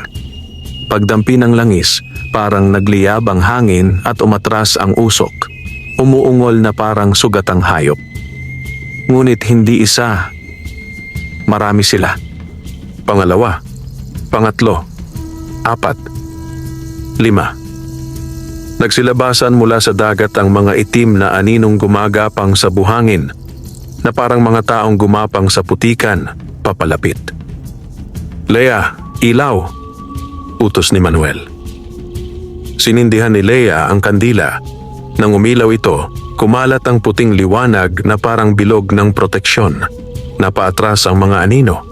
Ngunit naramdaman ni Leia ang kakaibang sensasyon. Bumigat ang katawan niya, para bang may humihila sa kanyang dibdib. "Manong, parang hinihigop ang lakas ko." "Huwag kang bibigay," sagot ni Manuel. "Iyan ang unang hakbang ng pagkuha niya sa kaluluwa mo." May biglang natunog mula sa gitna ng dagat at may umangat na hugis mula sa tubig. Sa una, akala ni Leia ay tao. Ngunit nang lumapit, nakita niyang babae itong nakaitim. Ang buhok ay mahaba at basa, mahigpit na nakadikit sa katawan na parang tinubog sa langis. Ang mga mata ay puti, walang itim, at ang balat ay parang shell ng pusit, makintab at asul-itim. Sa balikat nito ay may 3 itim na paru-paro, mas malalaki ngayon, hindi kasing laki ng kuko, kundi kasing laki ng palad ng tao. At sa ngiti nito, ngiting pamilyar, ngiting napanood ni Leia sa salamin, isa lang ang maaaring maging pangalan. Salve. "Magandang gabi, Leia," anya. Ang boses nito ay parang tubig na may halong buhangin. Maganda ngunit nakakabingi, malambing ngunit mapanganib. Hindi gumalaw si Lea, hindi rin siya makapagsalita. Lumakad si Salve sa ibabaw ng dagat na parabang lupa, dahan-dahan pino may kumpiyansa. Ang tapang mo kagabi, ang tapang mo kanina, pero sa huli, pareho kayong natatalo sa dagat. Nagsasalita siya, bulong ni Lea. Huwag kang makipag-usap, babala ni Manuel. Bakit? Dahil bawat sagot mo, parang pagbukas ng pinto sa isip mo. Ngumiti si Salve, tila narinig ito. Manuel, matagal na kitang inaantay. Matagal na akong may utang sa'yo. Nagtaas ng kilay si Lea. Manong, ano ang ibig niyang sabihin? Hindi sumagot si Manuel. Ngunit ang panginginig ng kamay niya ay sapat na sagot. May kasaysayan sila ni Salve. Sumigaw si Salve ng tila utos. Lumapit ka, Lea. Dumating na ang oras na... Ako si Lea, anak ng liwanag. Sigaw ni Lea, mabilis. Pinutol ang linya bago makalusot ang utos. Napahinto si Salve, bahagyang natawa. Marunong. Sambit niya, hindi galit, kundi interesado. Sige, subukan natin ang iba. At doon nagsimula ang pag-atake sa isipan. Ang mga alon ay biglang humampas sa pampang. Malalaking hampas na parang sigaw ng dagat.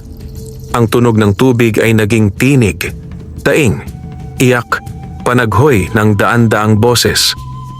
Sa paligid, nagsimulang makita ni Lea ang mga ilusyon. Ang nanay niyang umiiyak at nagpapakamatay sa ilalim ng dagat. Ang tatay niyang sumusigaw, sinisisi siya. Ang batang si Lea, nakalubog sa tubig, humihingi ng saklolo. Nilapitan siya ng ilusyon ng sarili niya bilang bata, nanginginig, nangingilid ang luha. Ate Lea, tulungan mo ako. Huwag mo akong iwan. Nanginginig ang kamay ni Lea. Gusto niyang yakapin. Gusto niyang iligtas ang batang bersyon niya. Pero narinig niya ang bulong ni Manuel. Ang unang ilusyon ay ang pinakamahina. Kung mahulog ka, tapos ka. Kaya pumikit si Lea at umusal. Ako si Lea, anak ng liwanag. At pumutok ang ilusyon. Nagmistulang abo at tinangay ng hangin. Paghahanda sa pinalakas na pagsalakay. Nagbago ang ngiti ni Salve. Hindi na mapangasar, kundi mapanganib. Ngumisi siya ng may nanunundot na puot. Sige Lea, kung hindi ka mapapasunod ng alaala, hayaan mong maramdaman mo. Itinaas niya ang kamay. Lumindol ang lupa. Ang dagat ay umangat. Hindi pataas bilang alon, kundi pa itaas na par halimaw na tatayo. At mula sa tubig, may lumabas na hugis tao ngunit hindi tao. Basa, madulas, may mga mata sa gilid, may mga ngiting punit. Hindi isa, hindi dalawa, 5. Ngayon, sabi ni Salve, sa bayuko ng ulo, tingnan natin kung gaano katibay ang anak ng liwanag. Ang hangin ay lumamig, ang lupa ay lumindol, at si Lea ay tumayo, nanginginig man pero nananatili. Ito na ang gabi. Ang gabing walang buwan. Ang gabing susubok kung kaya niyang panindigan ang liwanag sa loob niya. Nagngangalit ang dagat na parang halimaw na nagising mula sa napakahabang tulog. Ang 5 nilalang na aahon mula rito ay hindi basta espiritu, kundi mga anyo ng kalungkutan, galit, paninibugho, takot at puot na bumabalot sa sinumang nais lamunin ng sumpa. Iba-iba ang anyo nila, ngunit lahat ay may balat na malapusit, mahahabang daliri na parang tinik sa isda, at mga mata na puting-puti na walang itim. Ang mga bibig nila ay may ngiting pilipit, tila sabik na sabik sa laman at kaluluwa. Si Lea ay napaatras, kahit nangangatog, hindi tumakbo. Manong, ano yan? Nanginginig na tanong niya. Huwag mong tingnan bilang halimaw, sagot ni Manuel, Inilalagay ang asin sa palad at pinapahid ito sa paligid ni Leia. Tingnan mo sila bilang anyo ng mga emosyon mong gustong bumalik sa'yo. Kung kikilalanin mo sila bilang katotohanan, lalapit sila. Kung lalabanan mo, lilipas sila. Humigpit ang hawak ni Leia sa kandila. Pero totoo silang nakakatakot. Hindi mo kailangang hindi matakot, mahinahon, ngunit matatag na tugon ni Manuel. Kailangan mo lang huwag sumuko kahit natatakot ka. Ang paglapit ng unang nilalang. Ang kalungkutan. Ang unang nilalang ay gumapang sa buhangin ng walang tunog, parang aninong may katawan. Huminto ito sa harap ni Leia at mula sa bibig ay lumabas ang malamig na tinig. Nag-iisa ka, kahit sino pang tumulong. Sa huli, ikaw pa rin mag-isa. Kasabay nito, naramdaman ni Leia ang malamig na dampi ng alaala. Siya bilang batang umiiyak sa gabi. Walang yumayakap. Walang pumapansin sa sakit niya. Hindi sinasadya, napayuko si Leia. Bumigat ang balikat niya na para bang may basang kumot na ipinatong dito. Natigilan ang paghinga niya. Leia, sigaw ni Manuel, ano ang dapat mong gawin? Sa gitna ng pagkalunod ng damdamin, pinilit ni Leia magsalita. Ako si Leia, anak ng liwanag. Parang natamaan ng apoy ang nilalang. Umatras ito, umusok, at naglahong parang bula. Huminga si Leia ng malalim, isang tagumpay. Ang pangalawa, galit at pagtatanim. Ang susunod na nilalang ay mas matangkad, mas mabigat ang hakbang. Ang mata nito ay pula, hindi dahil sa dugo, kundi dahil sa poot. Nang magsalita, boses nitong may apoy na parang makakapaso. Patawad? Pinatawad mo ang tiyahin mo? Na siya ang sumira sa'yo? Tuwag. Kahinaan yan, hindi kabutihan. Umatake ang alaala. Ang lahat ng ginawa ni Lydia. Pagnanakaw ng pera niya bilang bata. Pambabaliwala. Paninirang puri. Pagnanakaw ng pagkakataon. Hindi na malaya ni Leia na kumuyom ang kamao niya. Uminit ang dibdib niya. Tumingin si Manuel sa kanya, seryoso. Kapag sinagot mo yan ng galit, kakainin ka niyan. Piliin mo kung sino ang gusto mong maging. Pinikit ni Leia ang mga mata. Hindi ako duwag dahil nagpatawad ako. Pinatawad ko siya hindi para sa kanya, kundi para palayain ang sarili ko. At buong lakas niyang inusal. Ako si Leia, anak ng liwanag. Sumabog ang liwanag mula sa kandila, tumama sa nilalang at ito ay napaatras at nagpulbos sa hangin. Pangalawang emosyon, natalo. Ang ikatlo, paninibugho. Ang ikatlong nilalang ay payat, mahaba ang leeg at may madulas na ngiti. Nang magsalita, parang tusok ng karayom ang bawat salita. Hindi ka karapat dapat yumaman. Hindi ikaw ang dapat pinagpala. Dapat ibang tao ang nanalo. Hindi ikaw. Sino ka ba para maging mas masaya sa iba? Sumipa ang alaalang buong buhay, pinalaki siyang walang halaga. Palaging tinuturo na ang magandang kapalaran ay para sa iba, pero hindi para sa kanya. Ngunit ngayon, may natutuhan na si Leia. Ito ang gusto nilang paniwalaan ko, sabi niya. Unti-unting tumataas ang boses, pero hindi ko nahahayaang kontrolin nila ang tingin ko sa sarili ko. Kumislap ang mata niya. Ako si Leia, anak ng liwanag. Nang umusal niya ito, hindi lamang nawala ang nilalang, pumutok ito sa liwanag, parang hindi kinaya ang panibagong lakas na lumabas sa loob ni Leia. Tatlo na ang natatalo. Ang ikaapat, takot. Ang pang-apat ay hindi agad lumapit. Nakita lang ni Leia ang aninong tumayo sa harap niya. Anyo niya mismo, ngunit nakatalikod, nakayuko, nanginginig. At nang humarap ito, si Leia ang nakita niya, ngunit may mata ng taong natalo, pagod, durog at sumuko. Ito ang bersyon niyang hindi nakalaban. Naglakad ito palapit. Hindi mo kaya hanggang dulo. Lalaban ka, tapos matatalo ka rin. Hindi lahat ng nilalabanan nananalo. Umangat ang luha ni Lea. Ito ang pinakamalapit sa kanya. Ito ang sarili niyang takot, na lahat ng pinaghirapan niya ay mauuwi sa wala. Lea, mahinang sabi ni Manuel, ito ang pinakamadaling paniwalaan. Ingatan mo ang sarili mo. Nanginginig ang labi ni Lea. At sa gitna ng takot, bumulong siya. Baka nga, hindi ko kaya. Ngumiti ang anino, isang ngiti ng tagumpay. Tama, sumuko ka na. Pero may isang maliit na boses sa loob ni Lea, hindi kay Manuel, hindi sa sumpa, kundi sa kanya mismo. Dati, akala mo wala kang halaga, pero narito ka pa, at doon siya tumayo ng diretso. Hindi para magmukhang matatag, kundi dahil pinipili niyang maging matatag. Hindi ko alam kung mananalo ako. Amin niya, tinig may luha ngunit totoo. Pero hindi ako susuko. At buong lakas. Ako si Lea, anak ng liwanag. Umiyak ang anino at nabasag. 4 na emosyon, natalo.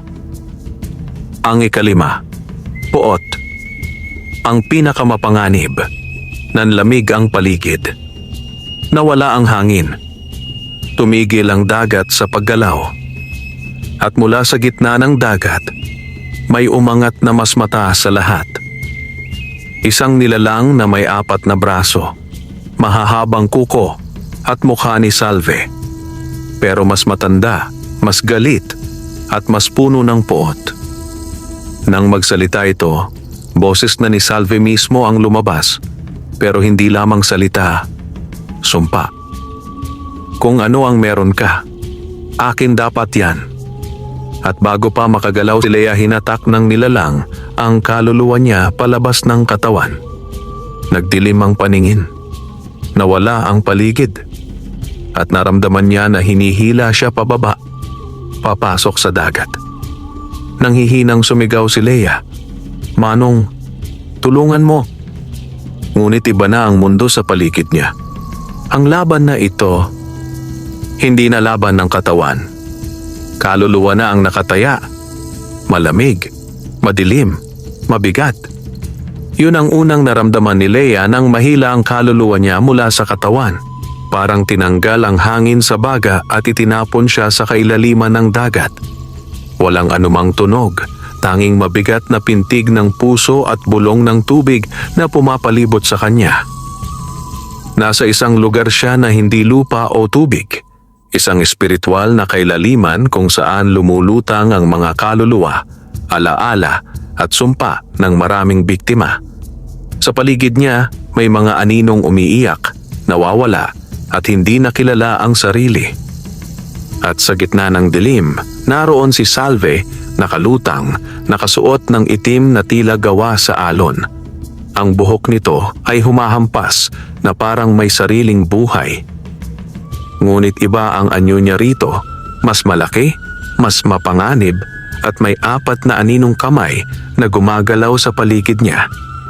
"Malugod kitang tinatanggap, Lea," sabi ni Salve, ang boses ay dumadagundong. "Bakit mo to ginagawa?" sagot ni Lea. Hirap magsalita dahil parang nilulunod ang boses niya sa hangin dagat. Ngumiti si Salve. "Simple lang. Dahil alam kong ikaw ang huling taong dapat maging masaya. Ikaw ang nilalang na itinuring nilang basura. Kung sino mang tulad mo ang aangat sa akin, hindi ko papayagan." Biglang dumating si Manuel. Nakalutang din. May liwanag sa katawan na parang apoy sa ilalim ng tubig. May dala siyang tatsulok na kahoy na may ukit ng sinaunang dasal. "Huwag kang makinig sa kanya, Lea," sigaw ni Manuel. Kahit ang kadiliman ay nanggaling sa liwanag, pero siya pinili niyang kainin ng dilim. "Tumahimik ka, Manuel," singhal ni Salve. "Ikaw ang dahilan ng lahat. Kung hindi mo ako iniwan noon, hindi ako magiging ganito." Nalaglag ang puso ni Lea. "Manong, Ano ang ibig niyang sabihin? Huminga si Manuel. Wala nang dahilan para itago. Noong kabataan ko, sabi niya, ako ay albularyo at siya ay manggagamot. Magkaibigan kami. Magkapareho ng kakayahan.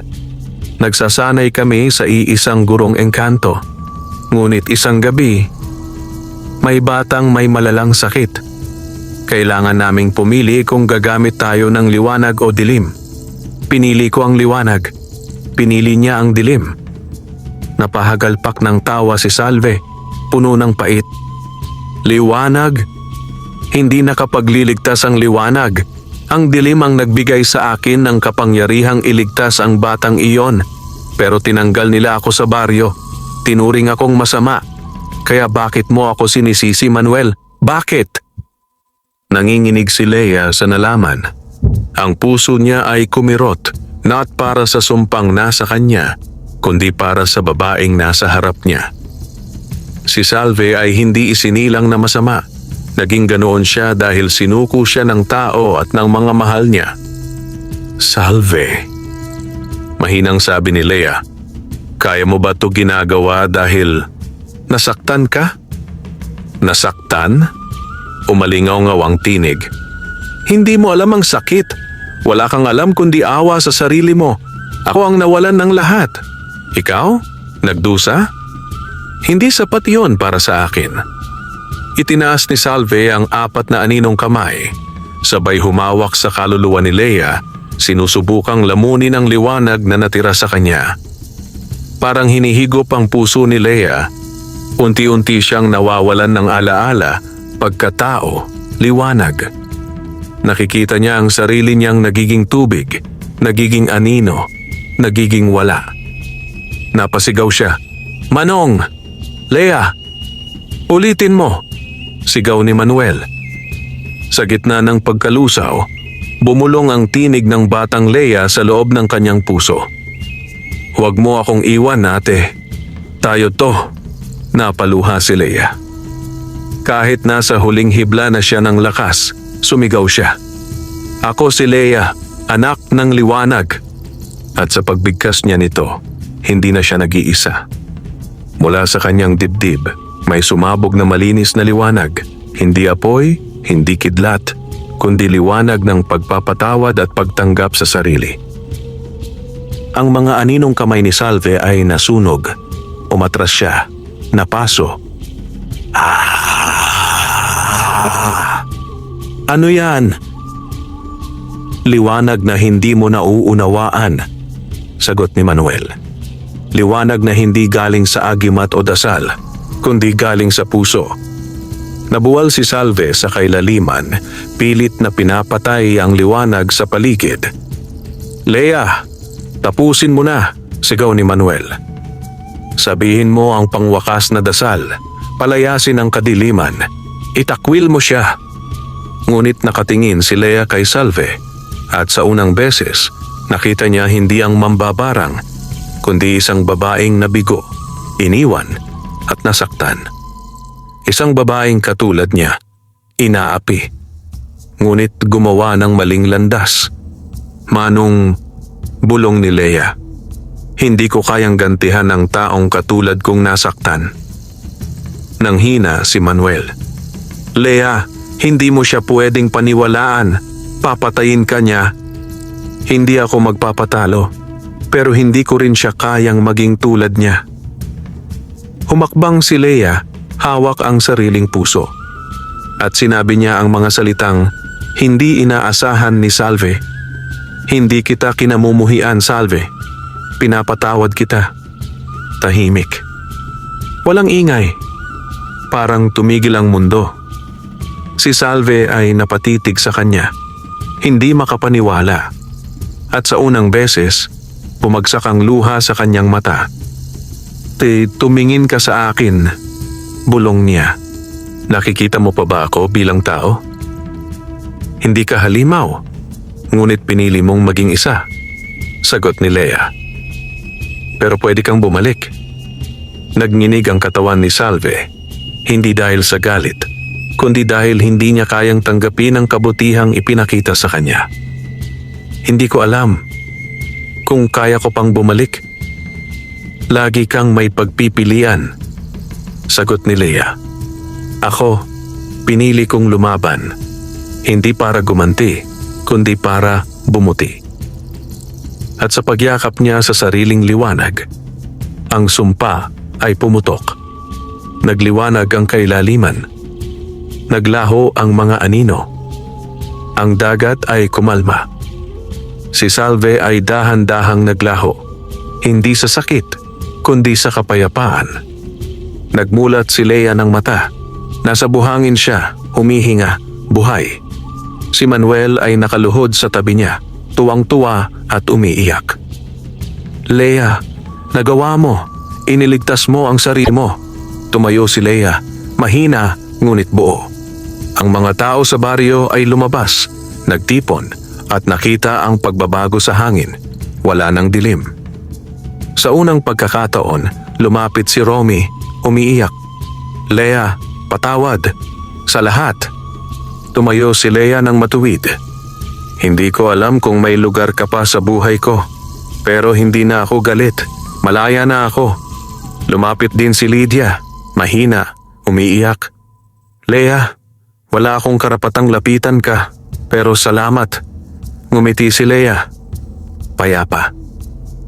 Ang pagpapatawad ay regalo ko sa sarili ko. Hindi ko kailangan ng kapalit. Lumipas ang mga buwan. Ginamit ni Leia ang pera ng loto sa kabutihan. Nagpatayo ng maliit na pasilungan ng kababaihang inaabuso. Nagbigay ng pondo sa paaralan. Tinulungan ang mga mangingisda na magkabang kapital. At nagtayo ng botika ng halamang gamot kung saan siya at si Manuel ay tumutulong sa may sakit. Si Leia ay hindi naging mayabang. Hindi rin naging mapagmataas. Naging totoong mayaman, hindi lang sa pera, kundi sa puso. At ang dagat, na minsang naging salamin ng sumpa, ay naging simbolo ng kanyang lakas. Sa tuwing tumataas ang alon, nakatayo siya sa pampang. Hindi natakot. Dahil sa puso niya, may liwanag na hindi na kayang patayin ng dilim. Wakas.